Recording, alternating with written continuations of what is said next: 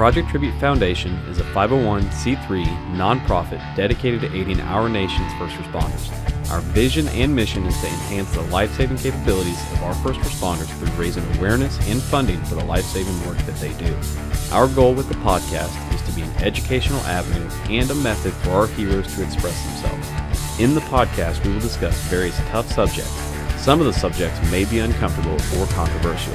Our guests have the right to share their thoughts and ideas, and for our listeners to hear the unedited words of our guests. The Foundation's role is to showcase a diverse array of thoughts and opinions within the first responder community. If you hear something that you do not agree with, please consider reaching out to us at projecttributefoundation@gmail.com and join our podcast. If you're a first responder and you would like to share your story, we truly would love to hear from you and learn from your experiences. Please enjoy this week's show, and as always, like, comment, and share to help us grow. You can find more information at www.projecttribute.com. Thanks and have a great one.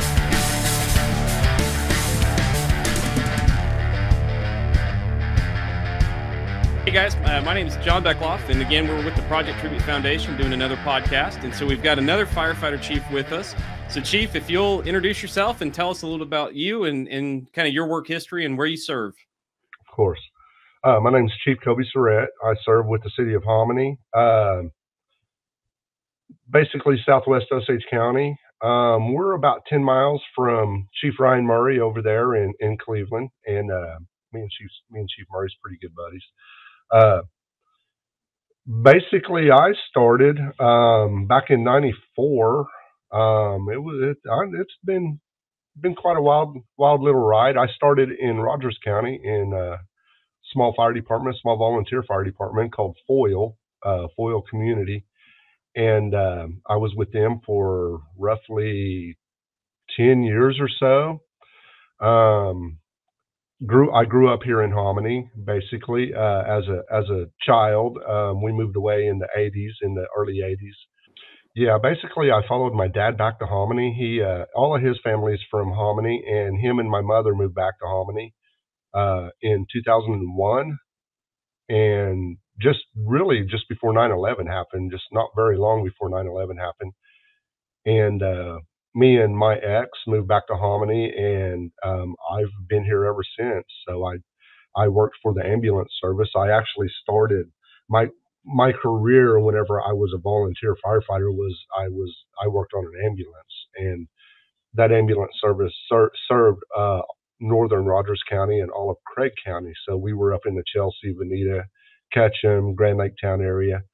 Seen a lot of crazy things go on up there in the late 90s, early 2000s. And like I said, in 2001, we moved back to Hominy, and I've been here ever since. I got on the volunteer fire department here, and became a full-time firefighter roughly 9 or 10 years ago. I'm not exactly sure, and became chief 2 years ago, right in the beginning of the pandemic. So I've not really got to experience life as a chief without the pandemic. So that's been quite a little ride there. But anyways, that's kind of my experience, or my how I got started in it. So Sure. Yeah, I think a lot of people don't understand that firefighters do way more medical calls than fighting fires. I mean, fires are a big deal, but it's kind of like Chief Ryan was talking about yesterday, that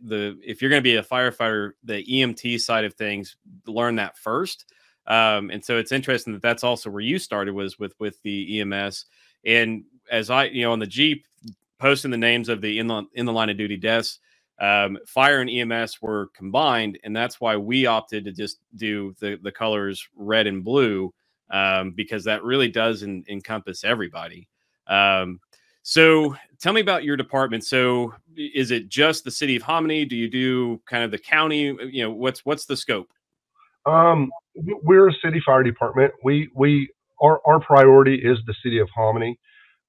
We have a small, and they're not affiliated with us, but we have a small, what we call the Hominy Rural Ranchers Fire Department that sits just on the outside of town.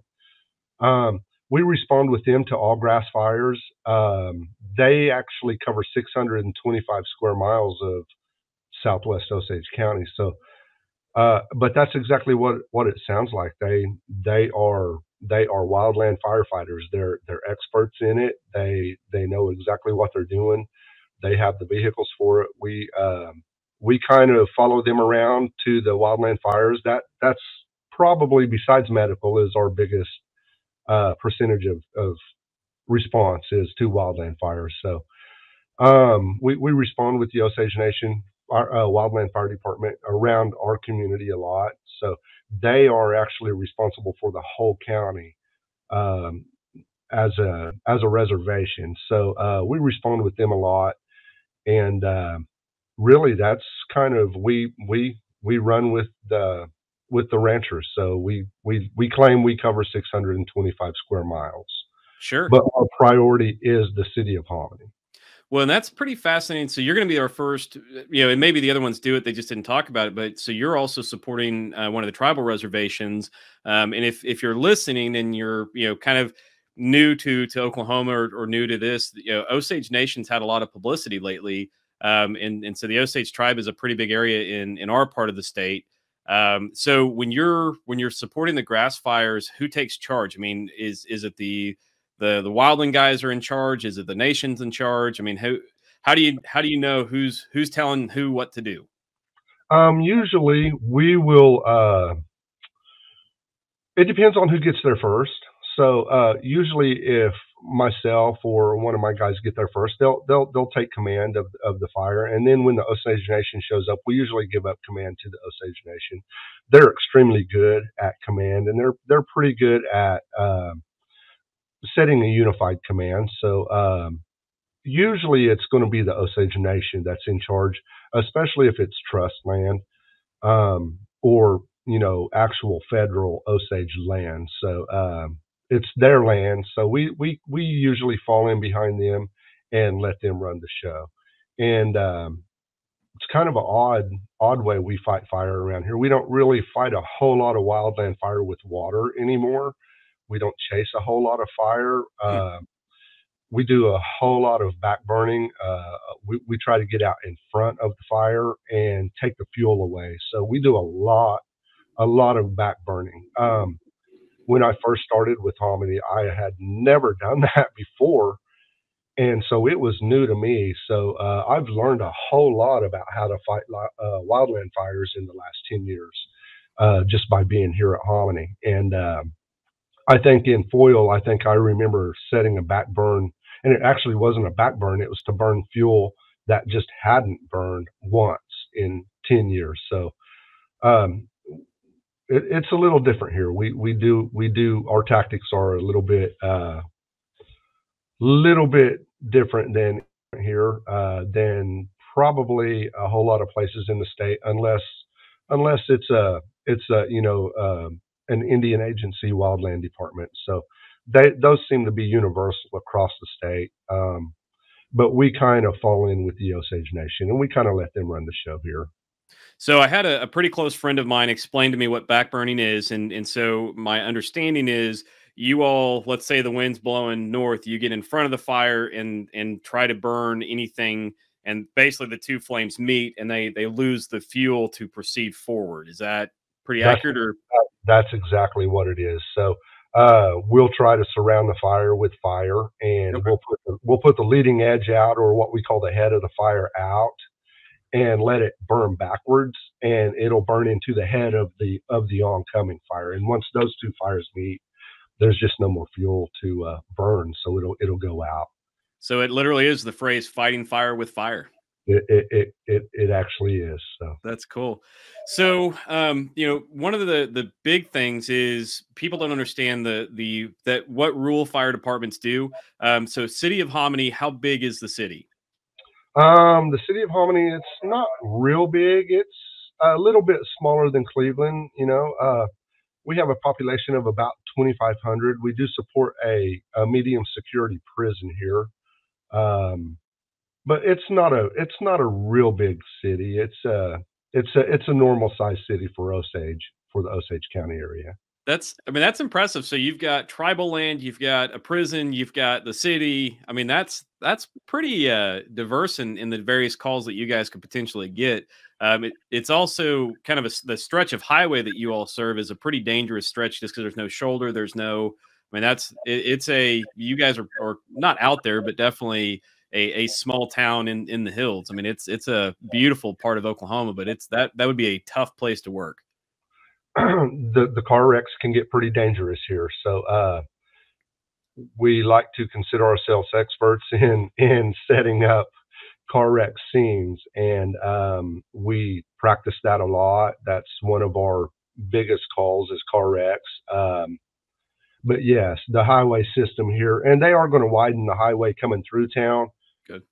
But the highway system in this area is pretty shoulderless, and it can get pretty dangerous out there on the roads. So we do train on that a lot, setting up car wreck scenes, and actually, just working the car wreck itself and trying to help everybody that's in peril or need. Um, but yes, it can get pretty dangerous. So Yeah. we've got a couple of areas that we really dread going to when a car wreck happens in that particular spot. So, and it seems to be really those are kind of the areas where they always happen at because the roads are so narrow in some spots. Sure.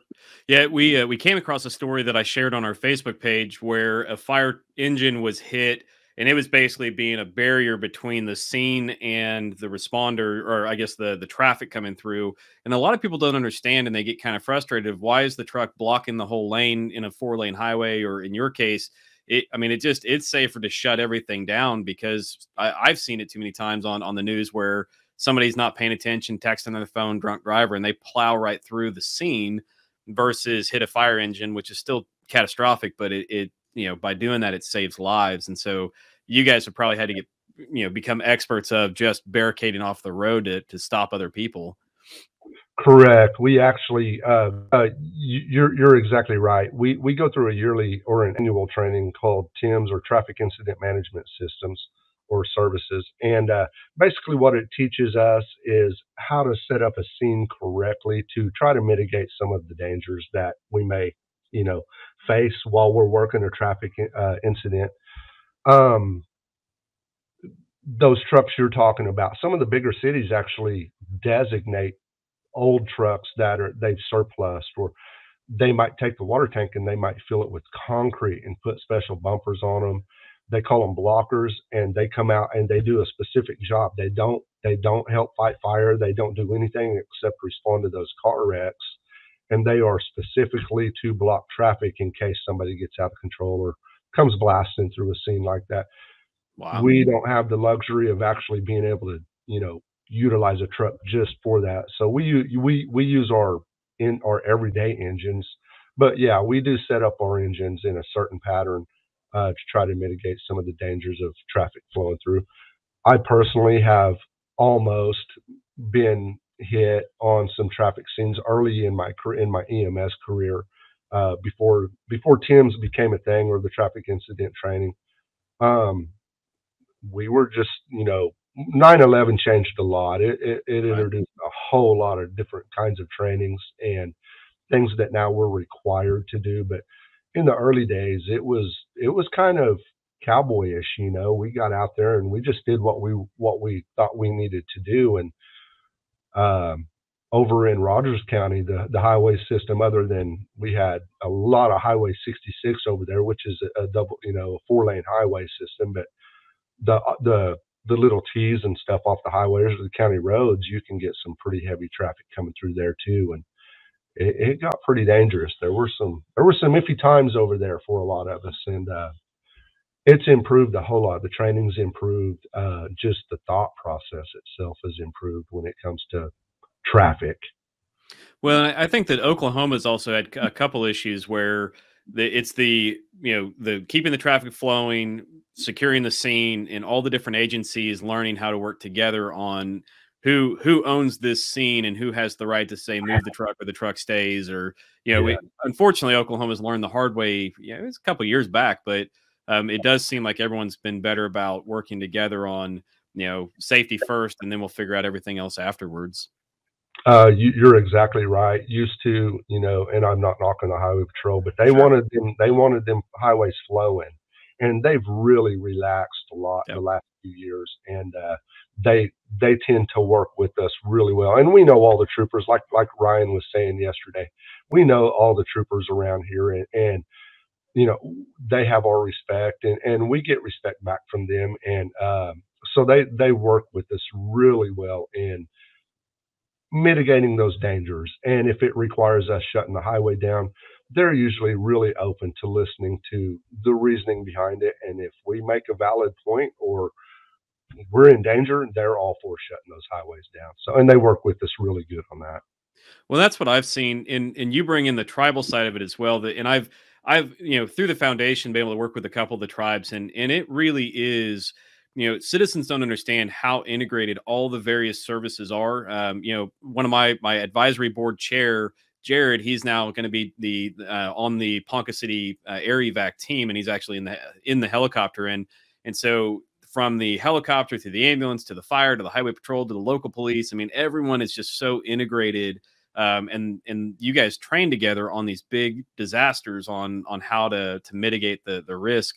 It's impressive the amount and constant training, even in the small departments that you guys are doing, just to preserve life. I mean, and that's it's exciting. So one of the questions that I ask every first responder, and I will continue to do it, is, it's intimidating as a civilian, even me doing what I do.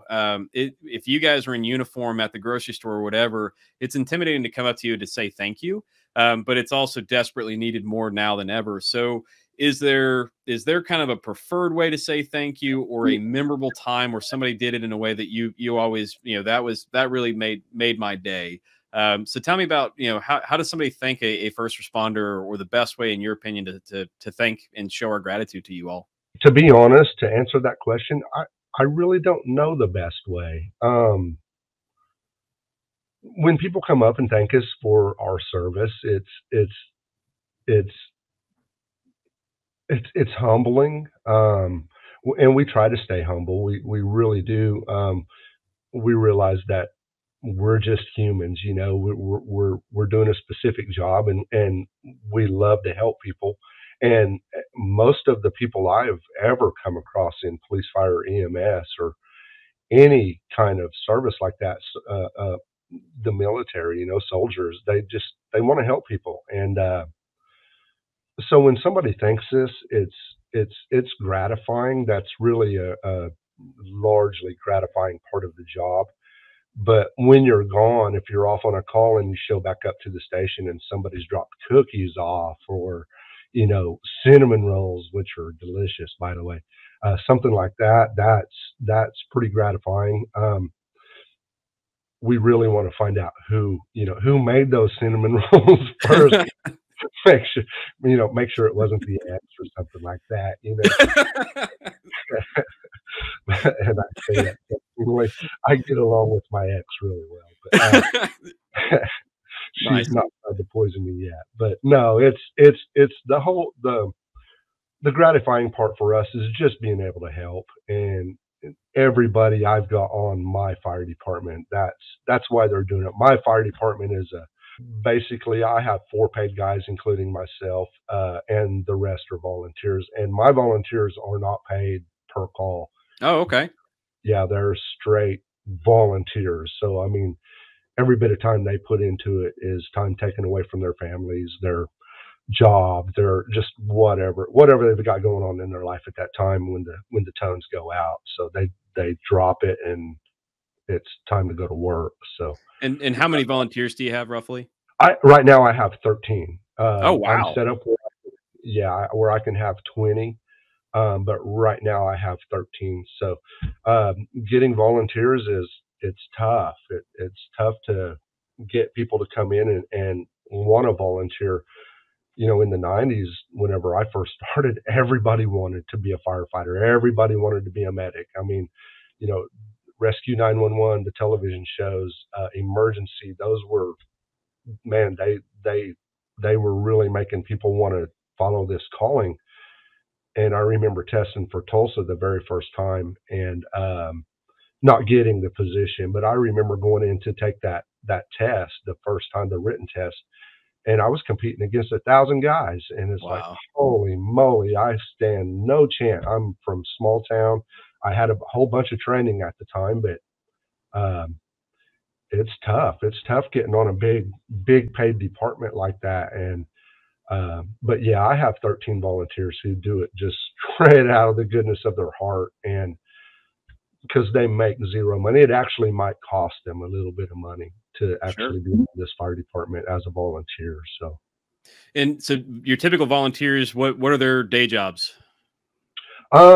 So really, Hominy is a huge oil field town, just like Cleveland, just like Chief Murray was talking Mhm. about. Uh, Everybody's in the oil field, or they're cowboys. Cattle is a big industry around here, or they work at the prison.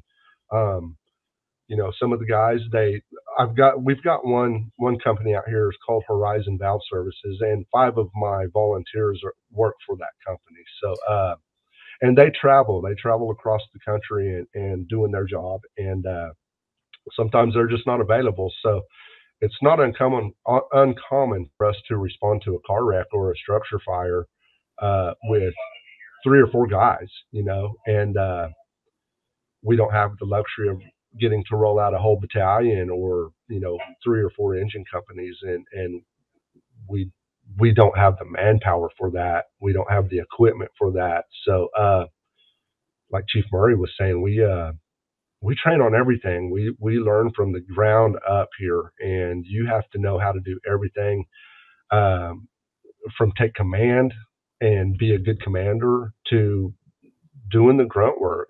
Fetching tools, knowing what the tools are. I mean, it's a little different being on a small fire department like us than it is being with a Tulsa or a Broken Arrow. And I'm not putting them down because they're experts at what they do, but we've got to train a little bit different here, and we don't have a specific job when we roll out.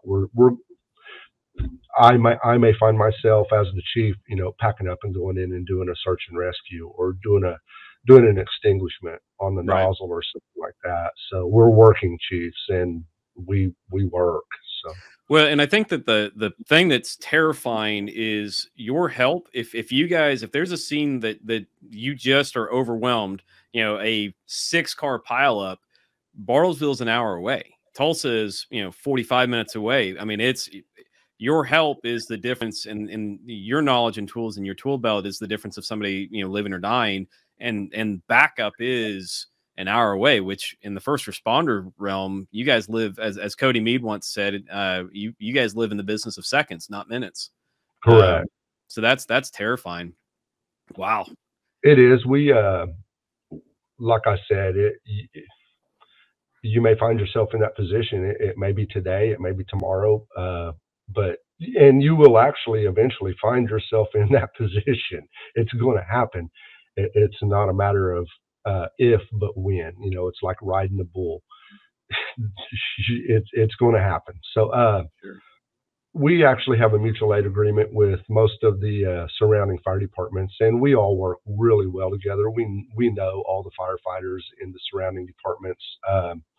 We cross train with other departments, like you were saying earlier. We just last month we had a training where we simulated a car wreck here in town, and we actually took a car out and flipped it, threw a dummy in it, and had the helicopter fly in. And Oh, it wow.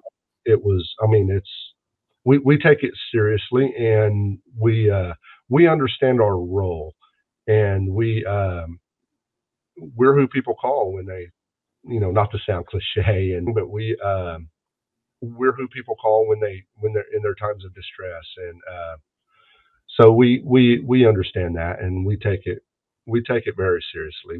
We train hard here, and I've I've surrounded myself with a group of great guys who love to train and who want to be the best at what they do, and that's what we try to achieve. So um, we know That's we'll never achieve that, but that's our goal, is to at least try to achieve it. So, Well, that's I mean, I think that what people see in the movies and all that stuff about firefighters isn't. I mean, every firefighter I've come across, even in small town to volunteer, it's professionals. You guys are doing all you can and soaking up as much knowledge as you can.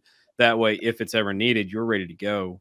Um, on back to kind of the common questions asked. One of the things that I'd like to know, and I ask everybody, is same thing. What's something not to ask you all? Somebody comes up and sees that you're off in Oklahoma City wearing one of your shirts, and they see you're a firefighter. What's something that you don't want to be asked? there's really not any question that I personally don't mind being asked. You always get the same question. What's the worst thing you've ever seen? Yep. And I tend not to talk about that stuff. I don't talk about those kind of, working on I've seen, to be honest, I've seen far more worse things working on an ambulance than I ever have working as a firefighter. Um, but you see some nasty stuff working as a firefighter and an EMT and a police officer. I mean, there's just some crazy things happen out in the world, and you happen to be a part of it sometimes. Yep. And to be honest, I couldn't actually even answer what the worst thing I've seen. There's just been so many things that Right. were horrifying, and uh, but I don't mind. I don't mind talking to anybody about any part of the fire service or EMS, and I don't know anything about the police. The police side. I am not a police officer. Worked with them a long time, but I don't know what their job is, and I respect them highly because it's a different day and age right now to be a police officer. So respect those guys tremendously. But no, there's not really a question that I won't try to answer. And you may ask me on one day what's the worst thing or I've ever seen, and I may answer with this today, and then tomorrow it may be a whole different answer. It just Sure. depends on what pops into your head at the time. So, Sure. Yeah. but no, as far as answering those questions, I have no problem with it. Okay. Yeah, it's been kind of hit or miss. Most of the men have been very much, I would prefer not to talk about it, but some have Right. said I will, some have said I won't. And then the women that I've talked with so far have been like, yeah, I'm an open book. I'll tell you anything. And so it makes sense, and it's indicative of what we see out in the first responder realm. And you're right on the police side of things. I unfortunately I have to be very careful on our Facebook page or any of that stuff. If I use the word police or back the blue, immediately the page basically gets blocked. And I can't use any hashtag. I can't actively promote police without the various social media platforms shutting it down. And they'll do it quietly. It'll just make it where like I because to run a Facebook page you have to have a private profile and a public profile, and so then I'll go search it and my post won't be there, or they'll take all the words off the post if I do a back the blue hashtag versus first responder. And so it's even down to the nitty gritty that it's almost impossible for me publicly or through social media to promote the work police officers are doing without it being shutting our Facebook page down for a little bit. So Times are changing. they are Times absolutely crazy. yeah. I mean, it's in the bigger cities. Firefighters. I mean, I saw a video of what's going on in Kazakhstan of them, ripping firefighters out of the fire engine and beating them with sticks, and it's just like that's where we're at in society now in these bigger cities. Is firefighters and ambulances being ambushed. It firms my resolve in actively and loudly promoting our first responders because times are changing. That we've got to be louder if we truly believe in the life-saving work that you all do. We've got to be louder about sharing it and telling the story of what you all do. So we've talked about kind of a lot, but why do you enjoy the job? What's something that man, every time what keeps you into it? Hmm. I I don't really know. I love the job. I love, to be honest, I think I'm just an adrenaline junkie. um, you know, as a young kid, that my big thing was I was going to break every record that Evil Knievel ever set on a motorcycle, and uh, went about trying to do that for a couple of days and realized that not my thing. I still love to ride motorcycles and things, but and then I was going to be the biggest rock star ever, and be and play in front of 1.9 million people in Moscow like Metallica, and realized that's not going to happen either. So, because I can't sing, so that dream that that dream was given up real quick. So, Uh, can't play guitar, can't play drums, and I can't sing. So can you ride a motorcycle? I'm pretty good on a motorcycle. I used to race motocross as a teenager, and until I got married, and then I gave that up and thought I would buy jet skis and race those, and realized that hitting the water hurts just as much as hitting the dirt does. So yeah, that dream was it never came to fruition either. But no, I I kind of got sidetracked. I don't even remember what the question was. It was, why do you love the job? Why do I love the job? It's the same old cliche answer, and it really is a cliche answer, but it's the truth, and I think it's the truth for everybody you would ever ask this. Love helping people, so love getting out there and just getting dirty and helping people, and I think that's why we all do. I know that's why 13 of my guys do it because they aren't making a penny. They just like to help people. They've all grown up here, and this is their hometown, and they want to help preserve and protect it. So Well, here we are. and I think that the crazy thing that I've learned about the volunteers, you're not talking, and this is what I've seen across the board. The volunteers aren't coming from, being an accountant or a desk job, and some are probably in the United States, but I mean, you're coming from a long day at the prison or a long day in the ranch or a long day in the oil field and gonna have a long night on this call. I mean, they're coming from tough, physically demanding jobs. It's impressive. It's impressive what you all do. It's impressive what the volunteers do. That it's just it is tireless and incredibly rewarding what you guys do and the volunteers. And on top of that, it's that there's some amazing dedication to you guys and to the communities you serve. So what are some struggles that you guys face? I mean, either in the department or just as a firefighter, what are some common struggles that the community should know about? Um, Really, I think the biggest struggle is always just going to be cost of equipment, money. That's always a struggle. We're fortunate here that we have a city governed or city tax budget, so we're self sustaining here. We're not a frivolous department by any means, but I personally, as a chief, was extremely lucky to follow two chiefs, um, my previous chief and then the chief previous to him, who set this place up great. They knew the needs of the department and they fought hard to get those needs met, and they did really well. So when I came in, wasn't a whole lot of need for equipment. I'm getting to the point now where there are some equipment that a lot of people don't understand that our equipment has to be certified yearly.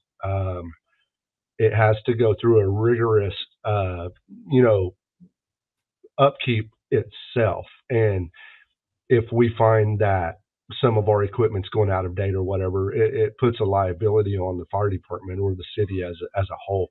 So we have to watch those things. But cost of equipment is just outrageous. It seems, you can go buy a toothbrush for $1, but you put a fire department sticker on there, it jumps up to $4, or Yep. it's like holy moly. So it's really crazy that the financial struggle, and it's the same, I think, probably across the country. Like I said, we're fortunate to have a fairly decent budget. To buy the equipment and things that we need throughout the year. But a lot of these fire departments across the country don't. They don't. They're trying to do fundraisers. They're trying to sell pies. I've seen Chief Murray sells potatoes. I didn't know that. I'm gonna razz him about that too. I didn't know he sold potatoes, but it's a great idea, and it helps you. You know, every little bit helps, Yep. and what you guys are doing, that's a huge help, and it just puts equipment in our pockets that we wouldn't otherwise go really try to spend money on, because that stuff's it's expensive, and there's just a different need for other more important things than something like that. And so you guys raising money for us to put a recon pack in every wildland firefighter's hands is just it's amazing to me to come across foundations like your that are getting out there and humping and, you know, doing the groundwork that we don't have to do, and I know that I don't have to worry about putting a tourniquet on every wildland pack. So I'm extremely grateful for what you guys are doing. But yeah, the financial struggle is always the biggest. So there's sometimes a struggle with a little bit of the psychological side. You know, some of the guys, they wear it on their shoulder, and Yep. they take things to heart, and you got to really keep an eye out for those kinds of things. So we we nip those in the bud immediately, or we try, and we get our people the help that they need if they come across that. But the financial struggle is the biggest struggle we face. Yeah, and that's kind of what I've seen. The kind of the beauty about the foundation is that I'm not, you know, you're going to go buy 12 kits or 13, 20 at the most. And so you're going to be paying a pretty big price just because you're not buying in bulk versus I'm going to go buy 100 or 1,000 of those. And so then I can really drain that price down pretty decently just through the bulk. You know, future goals, I was met with somebody this morning that I would love to make it where we're producing and manufacturing our own stuff. That way I can get it to you guys at the lowest cost possible, not to you all, but really to me. And then if the general public wanted something similar, the same thing, we could get it. But it's been fascinating. Everything with the foundation just kind of happened. Even this podcast, one of, two of the board members said, "Hey, I'm interested." And so I made it happen. Why tourniquets? I have no idea, but it's been fascinating how no one has them. And if they do have them, they got them in the 90s during training, or they brought it with them from Iraq and Afghanistan when they were in the military. I mean, it's not a line item that you all, hit the mic, a line item that you guys have on your budget.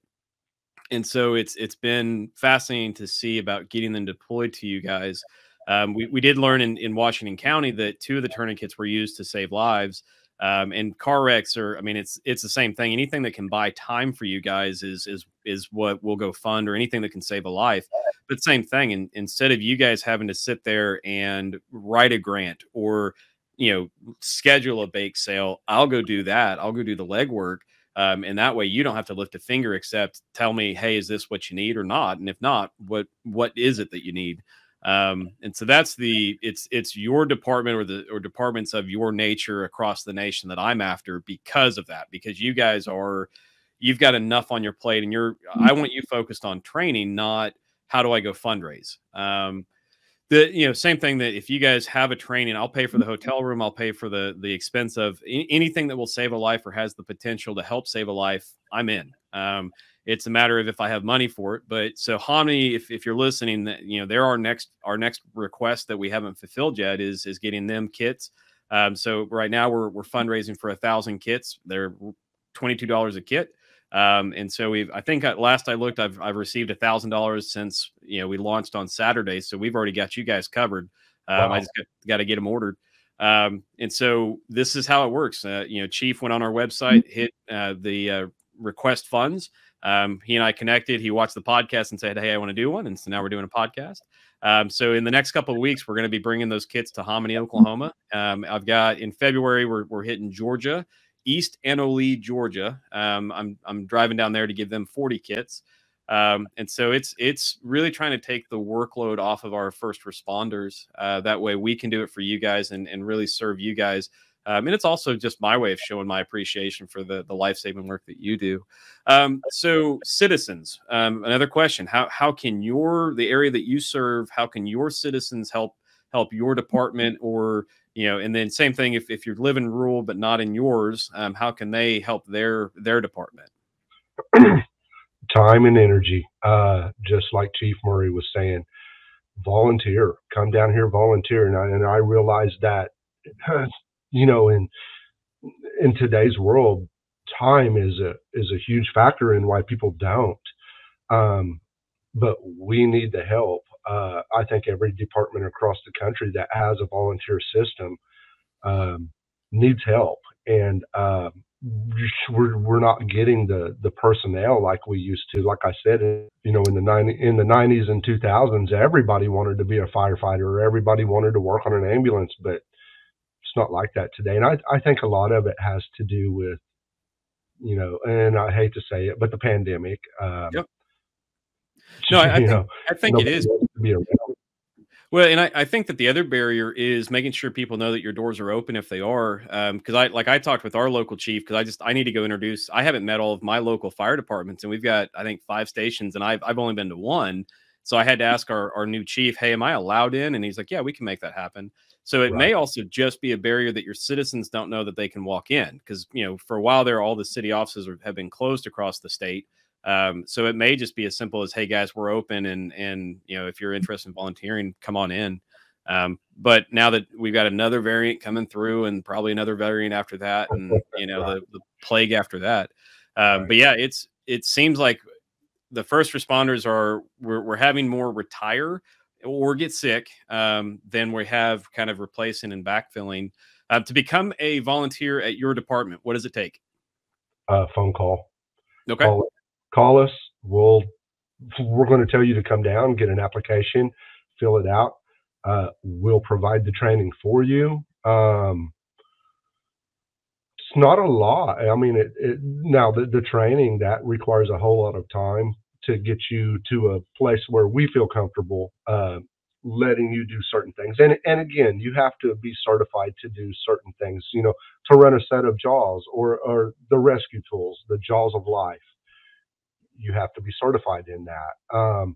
To go interior on an attack, on a fire extinguishment, and to go inside of a burning structure, you have to be certified in that. So there are steps you've got to take to get to the point of becoming a firefighter. But we'll get you there. And yeah, come in, fill out an application, and basically our department, you have to go through 3 of our monthly trainings, and then be voted on by a consensus of the firefighters themselves. So I don't really have a say in who can be voted on or not. I do have a vote, and but everybody's vote counts. So I that mean, it's that's it's really pretty simple. It's if you can not be a jerk, and r- then meet the physical, and I mean, it seems very basic. If you're a decent person willing to try, I mean, you could make it. yes, yes. To become a volunteer, it's really simple. To become a full time, or to get a check here for what you do. Like I said, I have four, including myself, that were considered career firefighters. We This is our primary job. Um, it's a little bit more. There's a little bit more to it, but you got to follow the state's rules then, Sure. and you enter into the state fire pension. Which even the volunteers, and I don't recall Chief Murray telling you this, but even as a volunteer, you enter into the state pension if the fire department you belong to is in the state pension. So at the end of a 20-year volunteer career, you're going to get a little bit of a pension every month. Hmm. So it's not a bad deal.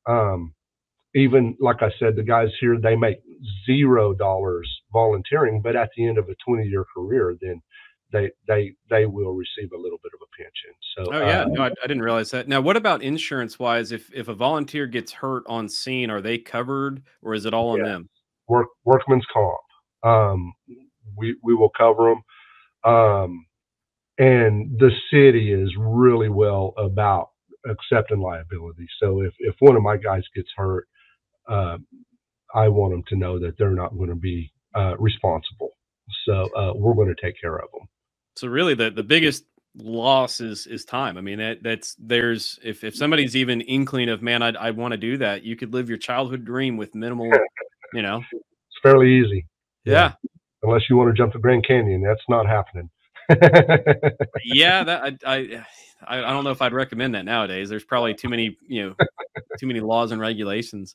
Right. So, kind of another one, and we touched on it, but how is there any other way that you feel like the foundation can support you better? I mean, anything that you're like, man, John, if I think you need to look at doing blank.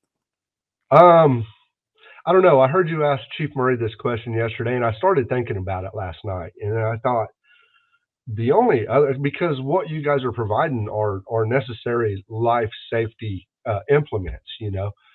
Those are things that you never want to use them, but if Right. you need them, you'll have them. Right. And the only other thing I could think about was, I mean, a monetary need. If somebody needs a small amount of money to purchase a couple of nozzles or something like that. I mean, I don't know. I've never been in the fundraising, business, so I don't really know how all of that stuff works.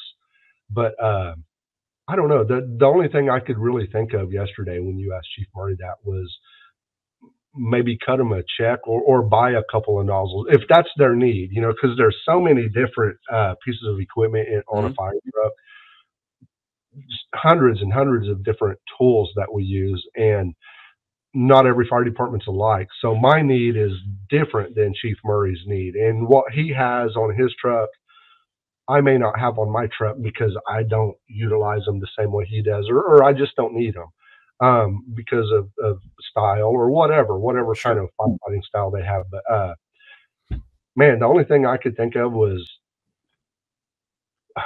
and I know that you guys are more into the first aid kind of Well, and actually, equipment. so not necessarily. So we'll fund anything that can save a life. So if Okay, somebody put a request for, let's say, a fire nozzle, it's not an area I know, and so for like an example of the one request I haven't been able to fill yet is Tuttle, Oklahoma asked for ballistic shields. Not opposed to it. It's just that I'm not an expert in ballistic shields, and so I've put. We just kind of formed the advisory board, and the very first thing we'll do in 2 weeks when we meet is I'm going to ask them, hey, find me the ballistic shield that we will fund. And that way they can say, hey, I've talked with this rep, or I know that this one will stop, AK-47 rounds, whatever. But same thing on the fire nozzle. I just need somebody to say, hey, John, this is, I need this. And then we go fundraise for it. So no, tools, equipment, training, first aid gear. If the only litmus test is it has to be able to save a life, a fire nozzle will save a life, a fire truck will save a life. The only request I've said no to so far was a flashlight for a pistol. That one's too in between, but a flashlight, yes. Taser, maybe. The bolo, maybe. But yeah, a fire nozzle or even the bunker gear, oxygen tanks. I mean, that stuff, absolutely. I need a little bit of education on where to buy it, what it costs, and all that stuff. But yeah, it's within our scope. that's amazing. So I didn't realize that. So Yeah. The one thing that I think what I'm going to do is if somebody says, "Hey, I want to give money, but I only want to give money to Hominy Fire," I'm more inclined to tell them, "Hey, just go talk with the Hominy Fire chief and hand them the check." right, Because with me, I'm not comfortable handing a person I've never met money, but I have no problem giving them a fire nozzle because that has one purpose. If you don't have a right. fire truck, you can't embezzle the fire nozzle. Um, but yeah, no, and I'm happy you said that because that may be something I need to talk about better on our webpage or our Facebook page. That we'll fund anything. It's just a matter of me having the money to do it. Well, and you, I mean, you brought up something that I had personally hadn't thought about was the misuse of the funds. If you were to provide somebody with money, and I mean, you can't guarantee. I mean, Yeah, we apply for grants and stuff all the time, and they always ask for a follow up of some sort to make sure we're spending the money that they provided us with correctly. But doesn't always happen. So right. you know, not everybody's honest, and the firefighters are not an exception to that rule. Police officers and EMTs aren't either. So no, I understand. I understand that, but I didn't realize that your scope went way beyond just first aid and those kinds of equipments. And a department asking for a ballistic shield, that's I've actually looked at grants to possibly buy a few vests, Mhm. just gunshot vests and things like that, because we're getting in a day and age now where you just never know. Yep. And it's happening into the small departments, the small town departments, just as much as it's happening to the large departments now. And like we've said Yeah. throughout the podcast, times are changing, and you got to watch that six, and that's just part of it. Well, and again, your help is an hour away. I mean, even if they're screaming code, it's still 20 minutes away. And so, but yeah, I mean, bulletproof vest or ballistic vest for departments, such as your. I mean, there truly is. If it's got the potential to save a life, the only thing I need to know is what do you want, and the only thing I ask back from the departments is a photo. It's been hit or miss on the quality of photos. I'm gonna end up having to do a how not to take a photo, or this is what we need. But no, I want to support you guys in any and every possible method that I can also defend if somebody wants to question, hey, can you prove that they used it? But same thing, I want to be simple. Once we hand off your tourniquets, here's your tourniquets. Have a great day. Versus you have to then submit to me something else after the fact. You got enough to worry about. I just want to say, here you go. Have a great day. Thank you for your service, and let me know if you need a refill. Um, so Nice. yeah, pretty We straight. appreciate it. So Yeah, we really absolutely. appreciate that. Absolutely. So one of the things you did touch about is just the mental health, and it. Jared and I have talked about it quite a few times, the peer support network, and I do think that it's important just to continue sharing the value of just talking about it. I mean, it's Chief Murray, he said, we sit on the bumper and talk through it. You kind of said the same thing, that we're going to have a conversation, and it's not a bad conversation. It's just, hey, what's on your heart, and sharing it that way. So is that? I mean, I'm assuming that's kind of the same thing on your team. It's just we're going to talk through it. Yes, we're gonna, when we come back from a call, um, that's not just a typical everyday EMS call. We're gonna debrief. That's something that's standard here. We debrief after every call. We learn what our weaknesses were on this scene, or what our strong points were.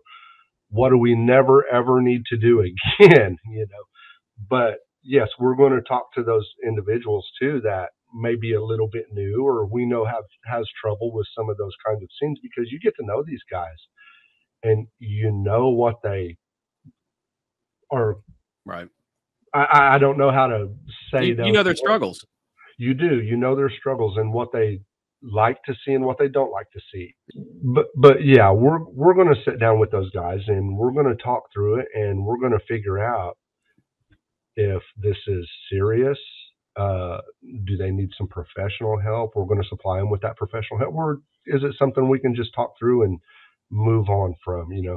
Us older guys that have been doing this for a while, we seem to develop a kind of a switch where, Yep. you know, you come back. And I was lucky, I developed it quite early in my career. But you don't forget them, but you displace them out of your mind. And I've had some of the older guys tell me that, that's not good that you just switch it off. And it's not that I'm just switching it off. I'm just choosing really not to think about it. I don't want to take it home. And I don't want it to affect my personal life. And granted, if there's a medic or a police officer or an EMT telling you that this doesn't affect them personally or in their personal life, they're just flat lying to you. So, Yep. it does. But you've got to have that switch, and you got to know when to think about it or when not to think about it. And I've developed that switch pretty early in my career, and I've been pretty fortunate to not have to. Not really do. I don't know if it's because I'm just brainless, or or or I just somehow have developed that switch. But you got to have a little bit of a switch, and you got to be able to turn it off. Yeah, I think that it's a tough line. It's one of the podcasts Jared and I talked about, that when you all think that you're kidding somebody, you don't realize you're not. I mean, people can tell, hey, you guys are really really good about that switch on and off. And so it is critical to know when your bucket's full, and hey, I need to speak out, or hey, they're not doing okay, or hey, they're different today. So they're It's a tough one. It's that fine line of right now I just need to just sit and process it, or hey, no, I'm not okay. And sometimes it's too quick from I'm fine to I'm not okay, and people don't see it. And so there's definitely lots of resources. One of the things that Jared's shared a lot about is the peer support network. Is that something that you guys are familiar with? No, not really. Okay. So I'm learning, and I think that that's another aspect that Jared, when he joined the foundation, really wants to help on the mental illness side of things. And then Sierra, one of my board members as well, same thing. But it really is just a certified method of a first responder in the house, in the firehouse or whatever, that's trained on how to identify and communicate, and then get that first responder to the proper resources. I mean, you're the boss. And so the likelihood of one of your employees, maybe in a small town it is, but in a bigger department for them to come to the chief, pretty minimal. And it feels risky versus if they have a firefighter trained as a peer support contact, they can go to that firefighter, or that firefighter can go to them, very similar to a chaplain. And then that person's trained on what are the legalities, at what point do you have to say something, or can it just stay with you? And then when it's time for this person needs help, that person walks them through the process and knows who to call and what the next steps are. And so we'll keep on trying to grow our knowledge on peer support networks. And then as I learn, I'll share with you as well, and try to get more resources for. And this is why we exist, is to try to share and collaborate. But it does seem like Jared's talking. I think he's doing a podcast next week with a I don't know if it's a company or a foundation or what they are, but that is what they do, is peer support. And so as that happens, I'll share some information with you as I learn about it as well. But I think the whole idea is it's a person trained in what to ask and how to have that conversation to check in with a first responder after bad calls, or if they notice that they're being a little bit different than usual, if they just a way to check in and make sure that they're okay. His fire department had two different self-inflicted deaths that it required them to have to, and it was at their leadership level, and it required them to have to really take a look at what are we doing wrong and how do we do better. And so that's where Jared became a certified peer support communicator, or whatever that's called. And so I'll get him to reach out with you as well, just so to kind of connect and see what resources are there that are. I don't think it costs anything. And if it does, again, that's within my wheelhouse of paying for the certification, or paying for, if I don't know if you have to travel or if it's just a phone call. But I'll have Jared reach out with you and just so he can get you some information on what that is and what it took for him to get certified. But it was their response because they had two back-to-back suicides in the department of their leadership. And unfortunately, one of them was the person that brought in the resource because of the other one. And so, it's definitely needed, and it seemed pretty simple on just teaching people how to communicate and how to talk with their brothers and sisters and get them the help that they need if they need it. So it's a big thing, man. It's something that, again, early in my career you didn't think about, but now it's huge. And to get that help for somebody that has found themselves in that position. So we watch out for each other, and we're not such a large, we're not a huge fire department. So that chain of command, whenever somebody needs help, throw that chain of command out the window. If you need me, I'm here. My door's wide open for you. Same with everybody else. So my assistant chief, he's going to feel the same way. My captains, there is no chain of command when it comes to somebody's mental health. So, well, and that's what I've seen across the board in the big departments and small. There's a belief about it, but it doesn't seem to be real. I mean, if you're in leadership and you're not there to support your staff, you shouldn't be in your role. And if your staff don't have that faith in you, then they need to find a leader that they do have faith in. Right. That's exactly right. So, yeah, being a leader is not just about telling people what to do. Most of being a leader to me is showing empathy, and showing empathy to the public. So, like I was saying, showing empathy is the biggest part of being a leader, and working through the problems together, and that's what we're supposed to do. So Yep. as humans, that's what we're supposed to do. Even not in a leadership role, just as a human being, just be a good person. So, man, I don't even know what else to say about that. No, I mean you're spot on. The leaders that are in their position that are there for themselves stand out, and they need to be held accountable, and viciously held accountable, Mm, um, because no, you're not fooling anybody. Everyone can see with if they spend just a little bit of time around you, they can see exactly who you are and exactly what you're about, and it's very obvious and very quick to tell that you're going to do what you want to do, and you shouldn't be there. And so that's something that accountability is lacking in this day and age, and that's something that's important to me as you know, as I'm starting my foundation, making sure that we're being accountable here, and holding ourselves transparent financially, and really serving. But same thing is making sure that leaders across, I don't care what your industry is. I mean, if you're in a leadership position, you need to be accountable, and if you're not, people need to hold you accountable. So really the kind of the final thing, we've hit a ton of stuff, and this has been absolutely fantastic. Is there anything else you want to share? Anything that, you know, as you were, man, we're going to do this podcast, I need to make sure and talk about it. Is there anything else? no, not really. I Okay. think the questions have been extremely informative questions that we don't really get asked a whole lot, except in a setting like this, you know. And but no, I don't have any final thoughts on what's going on today. So Sure, uh, sure. no, it's been a blast setting, and it's the first podcast I've ever been a part of. You know, Yeah, this has it's been been, yeah, this one, I think I've laughed harder in this one than the others. So Uh, thank you for reaching out. So we obviously we've got a fundraising mission for Hominy, Oklahoma, and so if you're listening to this podcast, we're fundraising to get tourniquets, you know, to the Hominy team and to our chief up in our neighbor. The Project Tribute, our website, www.projecttribute.com. You can go on there and donate. There's also Facebook fundraiser. One of the nice things about Facebook fundraiser that people don't know is that if you donate, let's say $25 on there, all $25 comes to the foundation that you've selected. So if it's your birthday, you can go on and you know, search under the fundraisers for your birthday, and we'll be there. But it's the only it's the only donation platform that doesn't take a cut.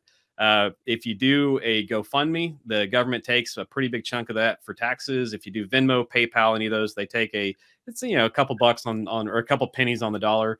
But Facebook is the one that directly, or you can also just directly donate to us. Our PO box is 1318 Bartlesville, Oklahoma 74003. Chief, thank you for your time. I really, you know, it's a big deal. You're on shift. Also, thank you for reaching out. The more that folks realize what we do, and that we exist and that we're real, the more that helps us reach others. You saw that we had served the Cleveland community and reached out through Facebook. So if you're seeing this, same thing, reach out to us through our Facebook page, through our website. And then if you're looking to help, there's a I want to help tab on our website. There's also, if you're looking for funding, there's a, you know, fund my need tab on the website. Then there's the donate now. Final thoughts? Anything else before we close out this broadcast? no, sir. I just wanted to thank you guys for the work you're doing. So, to be honest, without people like you and your foundation, what we do really isn't. I mean, it's possible, but there's not a way. There's really not a way I can thank you enough for the things you're doing for the departments that aren't even as fortunate as me. And I, you know, we're not a rich department, but departments out there need help, and you guys are doing great work. So, thank you for doing what you do. Absolutely. It's humbling. I hope to take this and you know, take it further. So as you're, you know all your local chiefs and all that stuff, make sure that they know that we exist, and just help share the word. If you're listening to the podcast, you know, but make sure that you're hitting the subscribe button on either Apple Podcast or whatever avenue or YouTube channel. and then helping and share on your Facebook page or share from our Facebook page. The more engagements we have, the more that the algorithms change it up so other people can see it. So just helping spread the message will, as you share that we exist, that helps us reach more and more. Hominy, Oklahoma, they saw it on YouTube and Facebook, and they said, hey, check us out too. And same thing, if you're a first responder interested in sharing your story, reach out to us on Facebook or through the website, and I would love to have you on our podcast.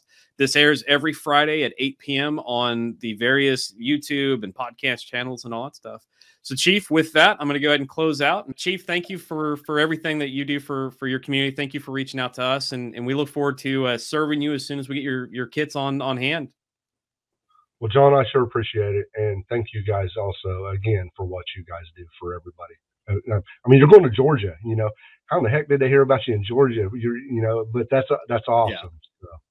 So fantastic. It's crazy the reach that you guys are getting ready to have, I feel. So we want to wish you guys luck, and if you need anything from us, just let us know. Will do, sir. Will do. Have a great rest of your day, sir. You too. This podcast is hosted by the Project Tribute Foundation. We are a 501c3 nonprofit dedicated to aiding our first responders.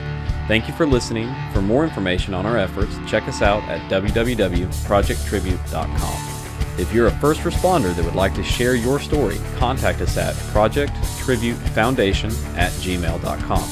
You can find us on various social media and podcast sites by searching the Project Tribute Foundation. 100% of donations are used to save lives, while our retail store pays for any of our operational costs. Thank you again, and please be sure to like us, follow us, and share our foundation with your friends. Thank you, and have a great day.